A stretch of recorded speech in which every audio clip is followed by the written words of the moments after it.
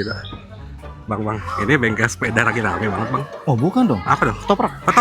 Yang jelas dong, seblak sama mie nyemek. Oh. Kalau di sini anak-anak pesan apa bang? Mie nyemek. Mie nyemak. Mie nyemek. Nyemak yang gede-gede bang. Bukan. Tumben sopan ngomongnya. Ye. Kotak-kotak Singapura. Bakso, tahu aci, jerawit, sosis. Paket mie nyemak udah dapat telur, sosis sama bakso ya. Ini apa nih teh? Minimal Mie nyemak berapa duit teh? 38.000 dan plus ekstra topping.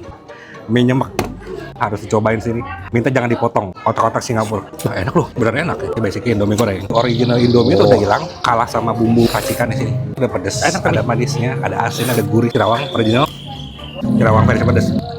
Dada tulang rangu ya, kerutuk-kerutuk gitu. Bakso tahu, tapi dalamnya aci. Ini baksonya, sosisnya.